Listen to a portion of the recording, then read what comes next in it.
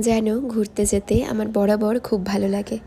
আর যদি পরিবারের সকলে মিলে কোথাও যাওয়ার প্ল্যানিং হয়, আমার যেন আনন্দটা আরও দ্বিগুণ হয়ে যায়। এই তো গত সপ্তাহে আমি, মা, মেয়ে, সুজন সকলে মিলে চলে গিয়েছিলাম মামা শ্বশুরের বাড়িতে একটা অনুষ্ঠানে। হাইওয়ের পথ ধরে যখন গাড়িটা যায় এত ভালো লাগে, আর মনোমুগ্ধকর পরিবেশ। কলকাতা থেকে একটু দূরে চলে গেলেই এত সুন্দর পরিবেশ, সেটা তো তোমরা সকলেই জানো। গিয়েছিলাম সুকন্যা মানে আমার ছোট জায়ের সাধে। ছোট্ট কিছু উপহার নিয়ে চলে গেলাম মামা বাড়িতে।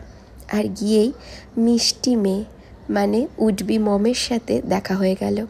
যেরম দেখতে মিষ্টিও, তার ব্যবহারও তেমন মিষ্টি। রাজরানীর মতন সাজিয়েছিল ওকে। শুনলাম ওর এক বান্ধবী ওকে সাজিয়েছে।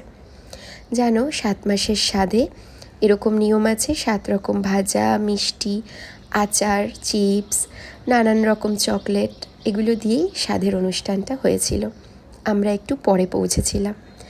গিয়ে কথাকে খাওয়াতে বসে গেলাম। আর সবাই মিলে যেখানে সেখানে বাচ্চাকে খাওয়াতে একদমই সময় লাগে না। জানো তো, খাওয়া দাওয়াতে খুব সুন্দর আয়োজন ছিল। শাক ভাজা, মাছ, শুক্তো, পাতুরি, আলু দিয়ে একটা খুব সুন্দর পাকোড়া মতন করেছিল। শেষ পাতে চাটনি, পায়েস, মিষ্টি।